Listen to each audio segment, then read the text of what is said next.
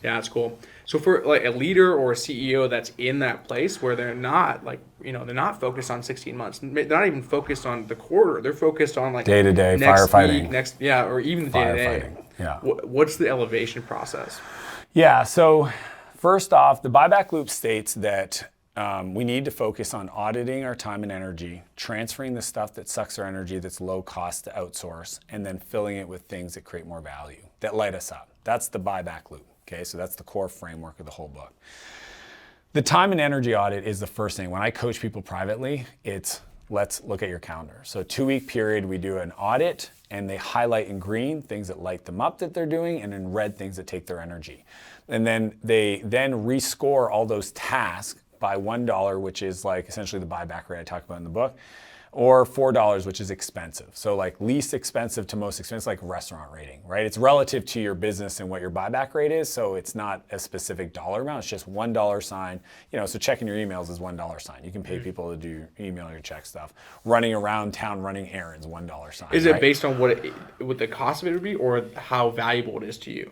No, cost to pay somebody to do it. Yep. Because the valuable to you is time, and your time is variable based on your income. Right? So I want people to understand two things, and it's energy. Because like things that take your energy that are a little bit more expensive, actually is expensive because it zaps your flow, right? When I wake up, and this is my life today because I've been doing this for 15 years, I do not do anything in my calendar that's red. I don't do crap financial meetings I don't want to do. I don't even do executive planning if I don't want to do it. I don't do, not to brag, but like in our home, we have a dedicated house manager that takes care of our personal assets and all of our home stuff so that my wife and I can literally wake up, be with each other, be with our kids, go create as entrepreneurs. We're both entrepreneurs, come together whenever we want and not deal with like the honey-do list and having her stressing out about what's for dinner and all this stuff. It's like, we want that taken care of so that we can show up present.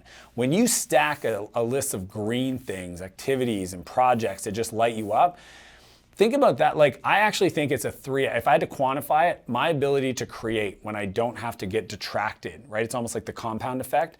I don't get detracted. Those green stacking of days allows me to create 3 times more than normal.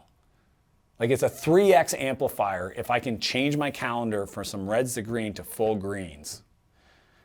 Not just buying back the time, but actually going with an energy coming into my day to create right till the end. And if it's 4 hours a day, cool. But man, you just show up more creative, more energized. You have more energy for your family. Like, what's that worth? Love life, right? Oh my God. That's why I say it's get unstuck, reclaim your freedom, and build your empire. An empire in my world is a life of unlimited creation you never have to retire from.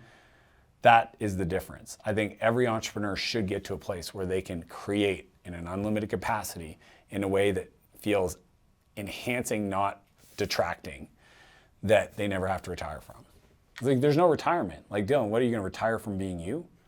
Like, it's kind of a weird idea for a lot of people. And it was actually, somebody told me the other day, it was created back in the 30s to actually get older workforce to retire out of the workforce to create employment for the younger workforce coming in.